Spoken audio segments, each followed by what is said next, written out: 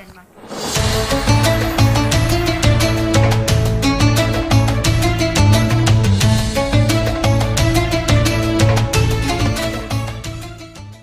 Pemirsa, kembali lagi bersama saya Kristus saja dan Bu Roro di Jendela Info JKJT. Nih kita hari ini sudah kedatangan nih. Saya jadi grogi nih kayaknya. Iya, gimana? Ketemu yang kemarin kayaknya nggak grogi nih kelihatan. Ada Pak Tentara dan Pak Polisi. Ada Pak Tentara sama Pak Polisi nih. Tapi enggak, mereka orang tapi yang luar jelas biasa. kita berbahagia ya Mas hari ini Pemirsa, ya. kita bersama Kombes Pol Dr. Leo Simarmata SOS SIK MH. Beliau adalah seorang Kapolresta Malang yang saya kenal cukup lama. Selamat datang Bapak, terima kasih untuk meluangkan waktunya di sore hari ini. Dan kita juga kehadiran juga Bapak Dandim 0833 yang luar biasa. Selamat datang Bapak Letkol ARM Ferdian Primadona SEMTR. Sugeng rawuh Bapak. Tetap semangat untuk Indonesia. Tetap semangat. Kalau saya bertemu beliau kapan lalu, semangat. Dan saya katakan ke beliau, waktu saya dulu tahu Pak Tommy sama Pak Leo, ternyata penggantinya juga semangatnya luar biasa. Ya. Oke, kita kembali ke sesi acara ini. Apa nih Mas? Kira-kira tadi kita udah pikir-pikir apa yang mau ditanyakan? Sudah pasti ya. Kita harus pasti aja deh. Iya. Ini saya langsung bidik dulu ke Pak Leo. Pak Leo, berkaitan dengan Instruksi Mendagri 09 tahun 2001 perpanjangan PPKMY. Langkah-langkah kesiapan yang dilakukan untuk mengantisipasi habit mudik masyarakat di hari Lebaran. Yang diprioritaskan, yang dijadikan tupoksi nanti ke depan seperti apa Pak? Baik, pertama saya mengucapkan selamat menjalankan ibadah puasa bagi warga Kota Malang.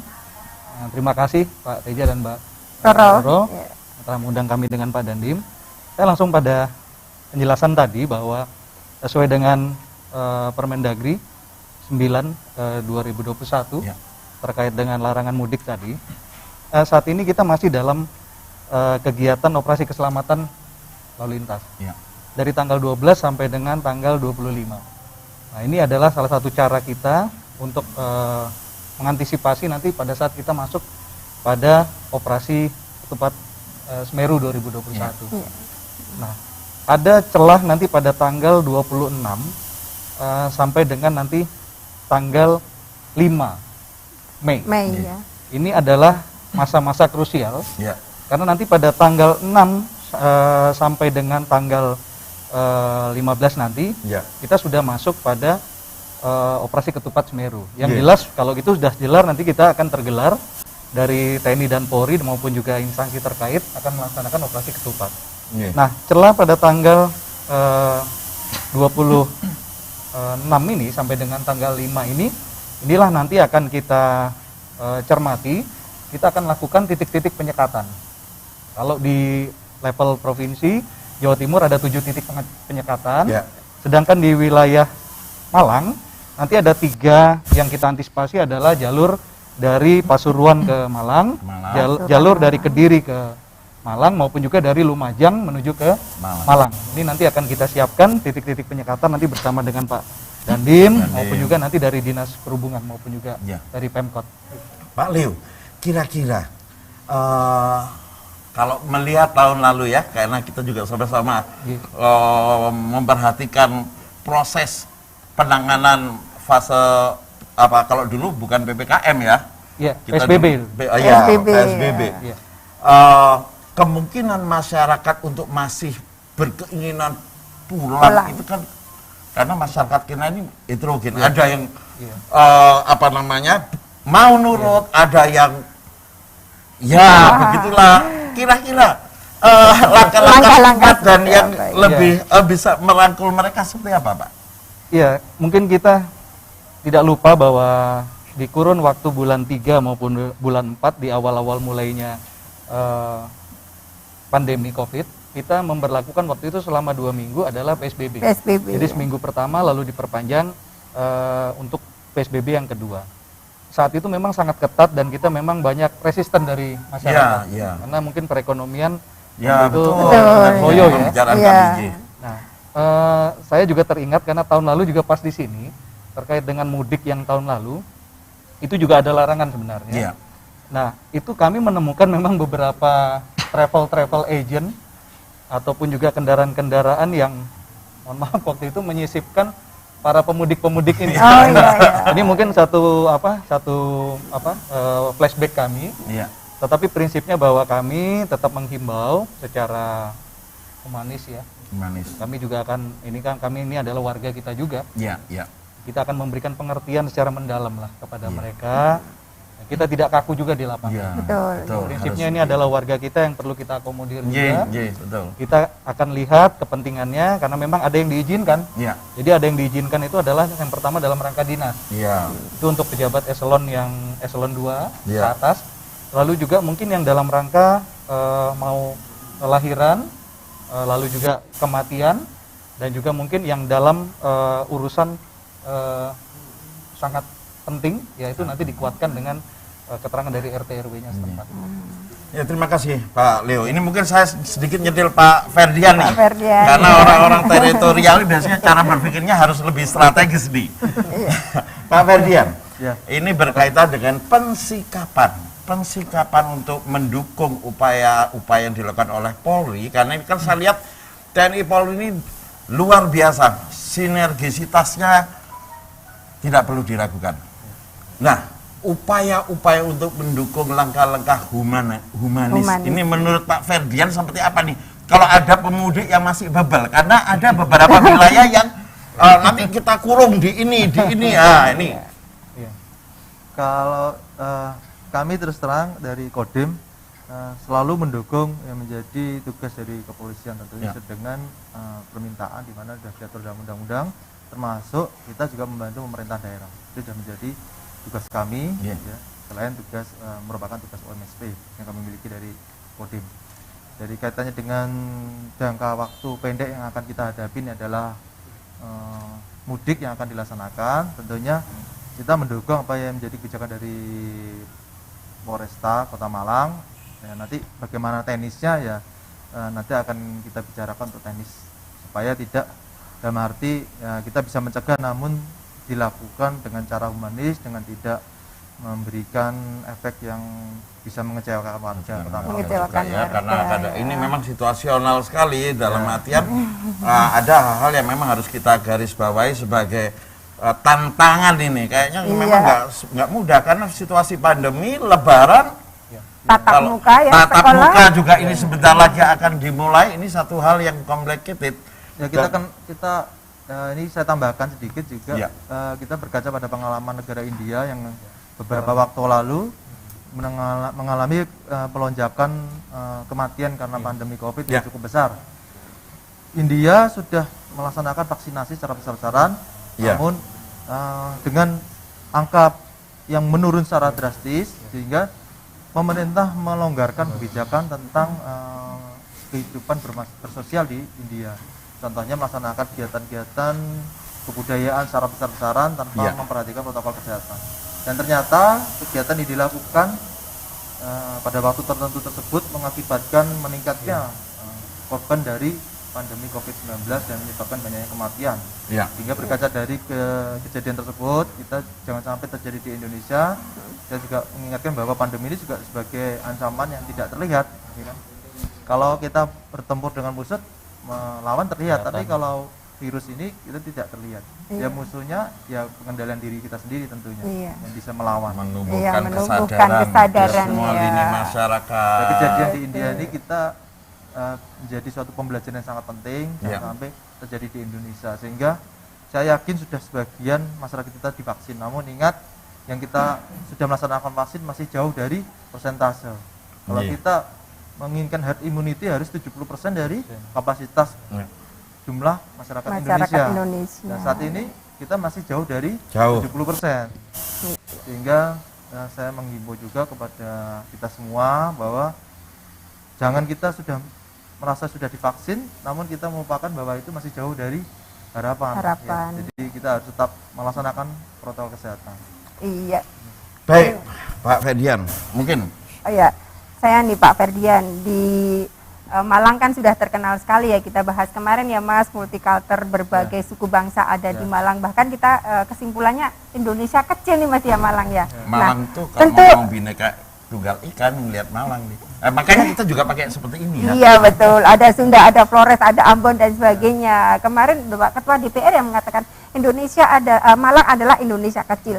Kalau mau melihat Indonesia ya ada di Malang. Nah, tentu ini tidak lepas dari ATHG ya, ancaman, tantangan, hambatan dan gangguan. Nah, menurut Bapak Ferdian ini selaku Dandim di Malang ini, apa saja sih yang perlu dilakukan untuk antisipasi kepada ATHG ini, Pak? Kalau kita bicara di Malang ini dengan beragamnya demografi ya masyarakat, dengan banyaknya pendatang, tentunya semua itu menjadi potensi menjadi suatu ancaman. Ya. Sehingga ya kita mengajak kepada warga Malang itu sendiri bahwa kita selalu waspada tentunya terhadap paham-paham radikal yang saat ini memang ya harus kita waspadai juga. Iya. Ya. Nah ini dia. jadi Lupanya kita nggak salah menggunanya. betul. Pemirsa, Kita- satu hal yang luar biasa. Ya, masyarakat jadi tahu ya bahwa kita harus berdamai satu sama lain sehingga radikal itu tidak muncul di Malang sebagai Indonesia kecil, karena Malang kan nanti banyak sekali yang datang ya, kampus-kampus besar di Malang sudah tidak bisa kita ragukan. Jadi kita malu dong kalau masih ada hal-hal yang semacam itu. Baik Mbak Ron, Iya. saya akan lari ke Bapak Leo. Leo, oke baik. Pak Leo, mensikapi ketakutan masyarakat di fase pandemi harus seperti apa sebagai garda depan bangsa dalam upaya menjaga keamanan dan kolerasi kerja yang harus kondusif di dua sesi yang sama. Satu sisi kita mau lebaran, satu sisi persiapan tatap muka, tapi masih yang pandemi. ketiga, oh bukan, ini yang tiga, Radikalisasi. Wah. ini jadi persoalan yang harus Harus kita kita lihat secara lebih komprehensif. Baik, saya ingin menyampaikan bahwa apa yang disampaikan Pak Dandim tadi itu menjadi perhatian dari khususnya Kepala BNPB Pusat, Bapak Letnan Jenderal Doni Monardo. Beliau menyampaikan pengalaman kita di akhir tahun 2020 kemarin dan memasuki di awal 2021. Ya, Kita tidak lupa bahwa di kurun waktu tersebut kasus aktif yang ada di Kota Malang itu kisarannya antara 350 sampai dengan 400.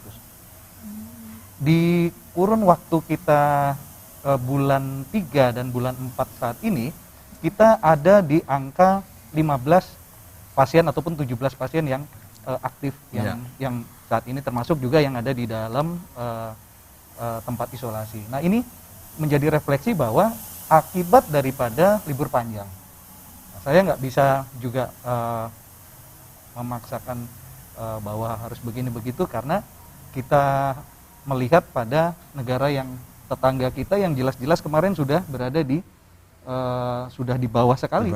Tapi sekarang ibaratnya sekarang tsunami dia di sana. Bahkan sampai sudah tidak tertangani lagi jenazah-jenazah yang ada di India.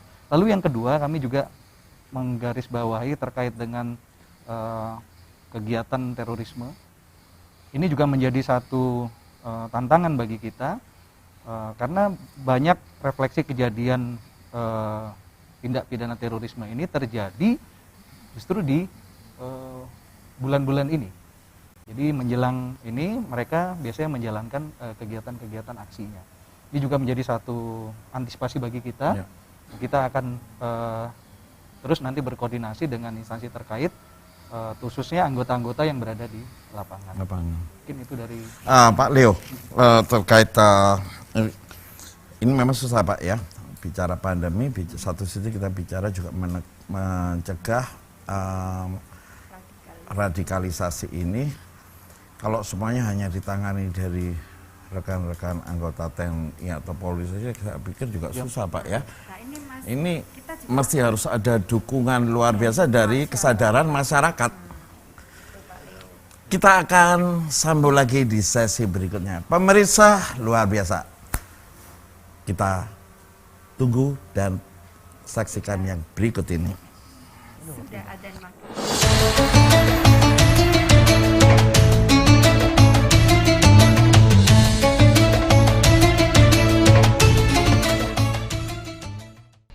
Pemirsa Jendela Info Jaga Jadi kembali lagi berjumpa bersama saya dan Ibu Roro beserta para narasumber yang luar biasa yang kebetulan tadi kita harus sudah karena beliau-beliau Berbuka puasa. harus berbuka puasa jadi sudah nggak lemes, nanti jawabannya juga semakin semangat. Oke. Tapi nggak, tadi juga udah semangat banget Semangat ya. sekali. Gara kita berarti membuli beliau-beliau, kita nggak tahu. Ini kan kita ya Mas ya. Tapi bagus kok Mas efeknya, nanti masyarakat jadi tahu ya. Ya. Mas boleh nggak saya tanya ke Pak Ferdian ini? Ayo, monggo. Pak Ferdian, tadi jawaban kita terpotong buka puasa itu sampai pada menepis radikalisme nih. Ya. Tentu saja bukan saja aparat yang bertanggung jawab untuk itu, mengingat juga di sini ini terdapat dari beberapa suku bangsa. Nah, Ya. keterlibatan masyarakat terkait dengan menepis radikalisme ini versi Pak Ferdian ini seperti apa? Baik, terima kasih. Untuk bisa menepis radikalisme tentunya kita harus menguatkan jiwa nasionalisme kita di masyarakat itu sendiri. Karena dengan kita meningkatkan jiwa nasionalisme, maka adanya tumbuh kebanggaan kita, kecintaan kita terhadap negara kesatuan Republik Indonesia. Di mana di negara kita cintai bersama, tumbuh di sini berbagai macam suku bangsa, berbagai macam adat istiadat, berbagai macam agama, yang semuanya saling bahu membahu, semuanya saling bertoleransi, semuanya saling bekerja sama untuk menuju Indonesia yang lebih baik. Tentunya paham nasionalisme ini harus dikuatkan di semua lini ya, mulai dari ditanamkan dari anak-anak sekolah segala macam. Itulah kenapa pelajaran tentang Pancasila, undang-undang itu harus ditanamkan sedini mungkin. Betul. Jangan sampai nanti anak-anak kita tidak menyadari tentang pentingnya Pancasila sehingga mendapatkan suatu paham lain yang cenderung nanti akhirnya menyudutkan salah satu agama atau salah satu adat atau salah satu suku bangsa. Tentunya ini bisa mengakibatkan hal yang berbahaya, bisa mengarah ke disintegrasi bangsa. Tentunya ini tidak kita inginkan, karena kita ingin menjaga bahwa negara kesatuan Republik Indonesia adalah harga mati yang harus kita jaga sampai kapanpun.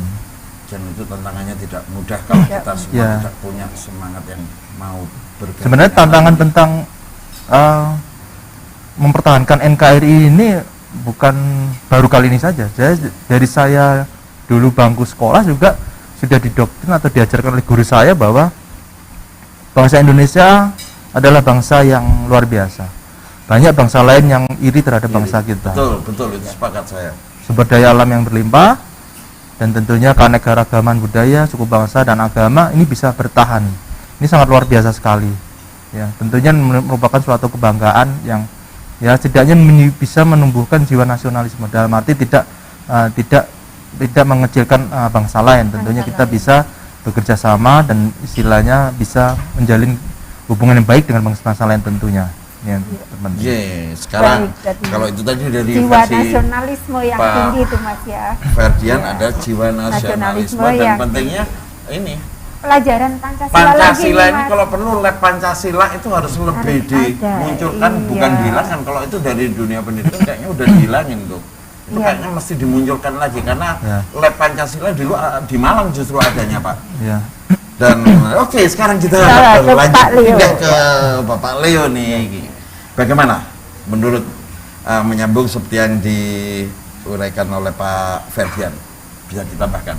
Ya, saya tambahkan, jadi nasionalisme itu menjadi hal yang sangat penting, dan kita perlu ingat bahwa terorisme itu tidak muncul begitu saja. Ya. Dia diawali dari tindakan-tindakan kita yang radikal. Tindakan radikal itu diawali dari tindakan yang intoleran. Nah, makanya tidak bisa dibalik. Apakah seseorang yang intoleran itu pasti radikal, dan apakah Iya, seorang yang betul. radikal pasti dia teroris? Itu belum menjadikan jaminan. Tetapi tindakan-tindakan yang dimulai dari intoleran lalu radikal itu akan bisa mengarah kepada terorisme itu sendiri. Nah, makanya yang paling kita perlu sama-sama ini bahwa ideologi kita jelas, ideologi kita yang perlu kita tanamkan mulai dari generasi yang paling ini adalah milenial maupun juga generasi yang Z. Kenapa? Karena ini yang saat ini digarap oleh kelompok-kelompok radikal maupun teroris ini adalah generasi-generasi lewat media sosial, Media sosial, lewat media-media yang informasi ini luar biasa. dan pentingnya kepekaan kita juga untuk membendung itu. Nah, ini sekarang berkaitan dengan teknologi informasi ini, Pak Leo, menurut pribadi, terlepasnya dengan sebagai Bapak sebagai polisi nih ya Pak, tentunya dengan dampak daring nih. Kalau saya waktu jadi ketua lembaga perlindungan anak Kota Malang, saya dulu paling melarang anak SD main gadget. pegang handphone, Iya. bukan main gadget lagi, pegang Pegang handphone nggak handphone. boleh. Karena kasus Lampung dulu yang saya tangani bersama KPAI, anak-anak kecil handphonenya yang ditonton Lihat. justru film itu Pak Luna sama Mbak Maya. Saya sebagai pelaku perlindungan shock, tapi saya tertawa dan senang. Kenapa? Ternyata kami bodoh. Belajar dari pengalaman. Kita nggak bisa pegang gadget. Akhirnya saya belajar. Nah ini menurut Pak Leo nih, bahaya dari daring ini apakah sudah juga merasuki anak-anak kita yang ada di level di bawah umur, khususnya SD, SMP? Ya. Kalau saya berangkat dari regulasi, Ya. jadi regulasi yang diciptakan mungkin di kita ini, mungkin perlu ada proteksi yang lebih ketat terkait dengan konten-konten yang bersifat pornografi, konten-konten yang bersifat mungkin radikal, maupun konten-konten yang sifatnya belum bisa diterima oleh kalangan-kalangan mungkin tadi di generasi milenial. Nggih. Nah, proteksi ini yang perlu disiapkan. Nah, Mulai betul. disosialisasikan Betul. tentunya. Karena kita tidak bisa menghentikan teknologi, khususnya pada saat ini memang kita nggak bisa tatap muka. Betul. Salah satu alternatif yang paling masuk akal adalah kita melaksanakan daring. Daring. Ya. Memang ini daring ini satu-satunya cara bagi kita untuk tetap melakukan edukasi kepada siswa, tetapi tidak meninggalkan protokol kesehatan tadi. Gitu. Betul. Nah, ini yang lucu nih, kemarin persoalan muncul ya, Iya, iya. terkait orang tua kecolongan anaknya ternyata lebih canggih pegang gadget. Sampai akhirnya bagaimana untuk melihat konten-konten yang tidak layak tidak ya layak untuk pun anak-anak. orang tua nggak ngerti, Iya, ketahuannya iya. setelah mergokin lah. Ya. Ini jadi persoalan yang luar biasa untuk kita semua tentunya, tapi oke lah Pak Leo, ini berkaitan juga dengan kesiapan kepolisian, khususnya di kesiapan tatap muka ini, apa kira-kira yang bisa disosialisasikan kepada orang tua agar mereka tidak harus takut berlebihan. Tidak paranoid Kita ya. mencoba tetap berpikir pentingnya prokes, tapi anak harus senang belajar, karena hak anak juga untuk belajar nggak boleh dihilangkan. Karena itu dilindungi undang-undang juga tentunya. Mungkin ada yang bisa disampaikan juga Pak Leo. Ya, kami pada prinsipnya kan memang mengamankan apapun yang menjadi kebijakan dari pemerintah Ya. pada saat ini. Dan Menteri Pendidikan sudah menyampaikan bahwa kegiatan ini tidak bisa juga dipaksakan kepada siswa ataupun juga kepada orang tua siswa. Ya. Nah, ini dikembalikan lagi kepada masing-masing mungkin di wilayahnya, Ya. bagaimana kebijakan yang dilakukan mungkin pemerintahan masing-masing. Kami hanya mengimbau bahwa kita perlu menyiapkan ini dengan serius, dengan hati-hati. Kembali lagi bahwa kita saat ini sedang dalam kondisi yang happy ya, artinya bagus, kita landai bahkan cenderung menurun. Nah, kita berharap juga nanti ada satu pertemuan-pertemuan yang nanti menjadi kesepakatan bersama. Apakah ini akan diberlakukan langsung pada tingkat SMA atau mungkin juga diuji cobakan kepada yang kampus, karena kampus sampai sekarang belum ada Betul. sinyal sama sekali. Belum ada sinyal sama sekali. Ini mungkin jadi bahan pertimbangan, tapi prinsipnya kami siap mengamankan apapun yang menjadi kebijakan dari pemerintah. Betul. Mungkin bisa ditambahkan oleh Pak Ferdian nih. Ya, kaitannya dengan persiapan tatap muka, tentunya apa yang tadi disampaikan oleh Kapolresta, ya kita sebagai aparat harus mendukung yang sudah menjadi kebijakan dari pemerintah. Dalam hal ini Kementerian Pendidikan. Bagaimanapun juga pembelajaran tatap muka akan berpengaruh terhadap kualitas dari anak didik itu sendiri.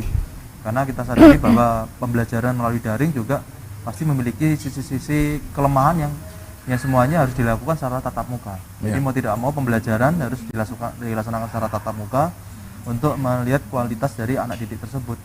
Apabila terlalu lama melaksanakan secara daring, tentunya ada hal-hal yang ini kita melihat dari sudut pandang sekolah, ini ada beberapa ilmu yang tentunya tidak bisa disampaikan secara maksimal secara daring. Harus tatap muka, betul. Sehingga ya terutama materi-materi dengan praktek segala macam ini ya bagaimana juga tetap melalui tatap muka ini lebih efektif. Nah, ini ya, ini ada juga masukan tatap muka itu akan lebih membantu juga kondisi psikologis anak yang trauma pasca 1 tahun, hak-haknya harus kita hilangkan ya, dengan pendidikan mereka harus di kamar. Ini kemarin lucu nih Pak, muncul anak-anak sekolah berhadapan sama guru di meja bangun tidur, sini pakai seragam, di sini dan ternyata itu bapak-bapak kita juga di Forpinda juga anaknya juga seperti itu. Ini kan juga satu sisi kemarin Pak Fatah juga ini ada situasi-situasi yang memang butuh dorongan agar kita bisa menguatkan guru untuk bisa memahami anak, karena bisa jadi ntar masuk sekolah tatap muka anaknya jauh lebih cerdas dibanding gurunya. Ini problem sosial yang luar biasa ini. Sampai ada anak SD Pak sampai berani bicara, ngapain saya mesti dengerin dia ngomong gak jelas gitu. Baik nih, kan saya punya Google Map. Google Map. Apa itu kalau Google Map? Apa itu kalau untuk cari jawab persoalan tuh? Google. Jadi semua pertanyaan gurunya jawabannya selalu ketemu di Google. Ngapain saya mesti dengerin dia? Akhirnya anak-anak belajar sambil main game. Itu kemarin Kepala Dinas Pendidikan juga sampai, ya itulah realitas yang memang jadi. Nah ini nanti bisa berpotensi munculnya situasi-situasi yang memancing orang tua untuk pro kontra dengan pendidikan. Nah ini yang perlu kita coba sinergikan bagaimana untuk menjembatani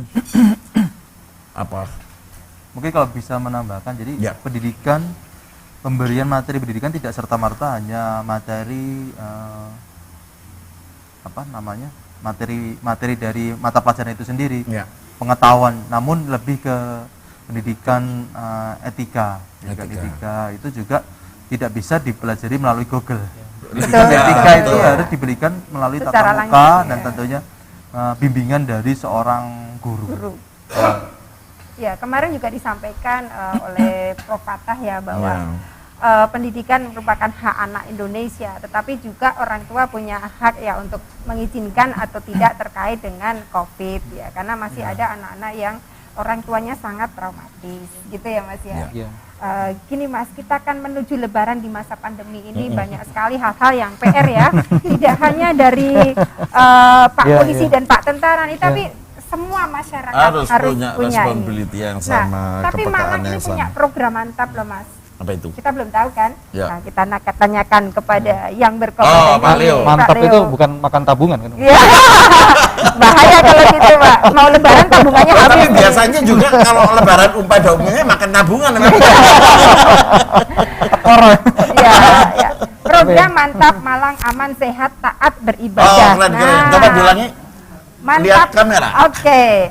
Mantap Malang aman sehat taat beribadah. Keren. Ini terkait dengan Lebaran ya Pak Leo ya. Nanti bagaimana Lebaran kan Idul Fitri sudah sangat ditunggu-tunggu ya. Sudah 2 tahun tidak sholat Id. Nah, dengan program Mantap ini bagaimana sih Pak sosialisasi kepada masyarakat? Ya, kami menyampaikan tetap bahwa pemerintah sudah menyampaikan himbauan tadi untuk pertama tidak mudik. Lalu yang kedua, dalam proses kita saat ini masuk pada tahap PPKM Mikro ini diizinkan untuk melaksanakan ibadah. Beda dengan tahun lalu. Kalau tahun lalu pada saat kita PSBB, kita sebenarnya dilarang waktu itu. Nah, kita saat ini diizinkan dengan toleransi 50%. 50%. Nah, ini nanti mungkin yang kita nyampaikan nanti berulang-ulang kepada para takmir masjid nanti ataupun kan dewan masjid. Ya, dengan mungkin dari MUI nanti yang akan lebih tepat. Kita nanti ada rakor kok yang dilaksanakan oleh Pak Wali Kota nanti dengan instansi terkait. Itu nanti. Wah, keren. Baik, kita sebelum memasuki sesi berikutnya, kita saksikan yang berikut ini.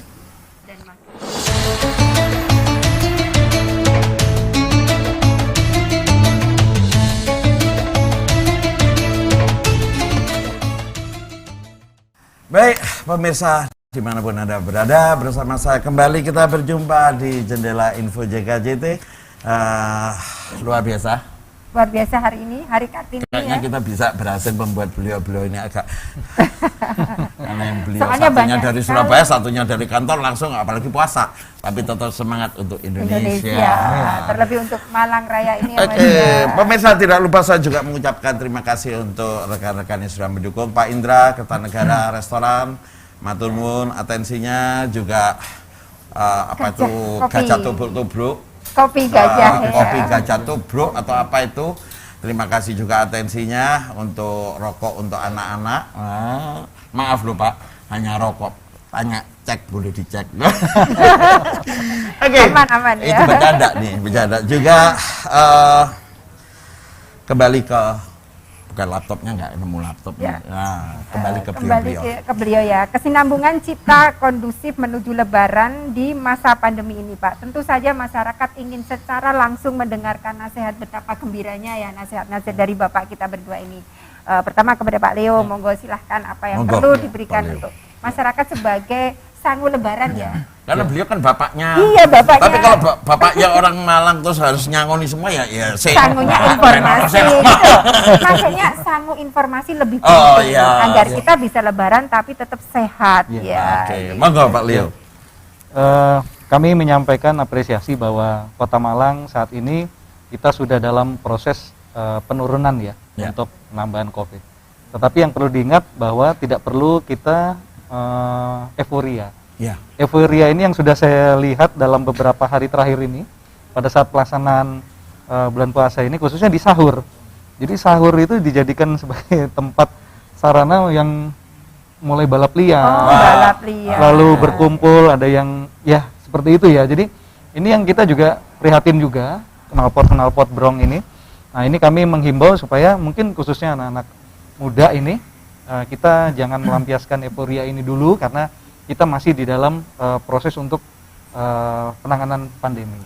Nah, pada kesempatan yang berbahagia ini izinkan saya atas nama pribadi dan atas nama keluarga besar Polresta Malang Kota mengucapkan selamat menjalankan ibadah puasa di bulan suci Ramadan ini, dan semoga kita semua ibadahnya diterima oleh Allah Subhanahu wa taala dan kita bisa merayakan nanti hari raya kemenangan pada hari raya Idul Fitri. Amin. Matur sembah nuwun.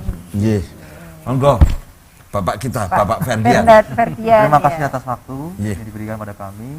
Tentunya kami memberikan pesan kepada masyarakat Kota Malang pada khususnya bahwa tadi telah disampaikan oleh Kapolresta, kondisi Kota Malang saat ini sudah ada peningkatan dengan menurunnya angka pandemi.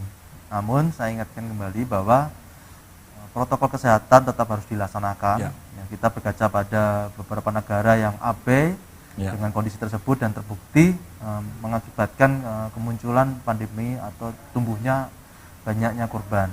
Jadi saya ingatkan bahwa kondisi saat ini kita boleh bangga dengan kondisi yang ada, namun kita tetap harus disiplin dengan diri kita.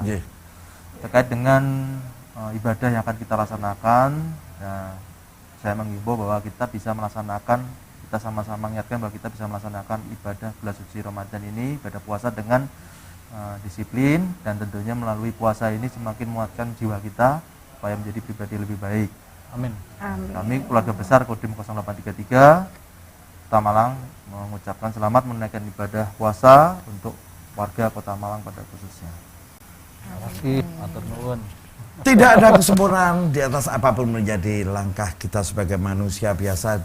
Biarlah di bulan suci ini kita bisa terus mengamalkan apa yang menjadi kejujuran, keterbatasan di atas apapun langkah-langkah kita semua, di atas apapun menjadi tugas-tugas kita semua, di atas apapun yang menjadi keterbatasan kita sebagai manusia biasa, karena kita adalah Indonesia yang harus tangguh. Dari studio, Selamat menjalankan ibadah puasa dan kita semua terus bersinergi bergandengan untuk Indonesia tangguh. Tangguh. Tangguh.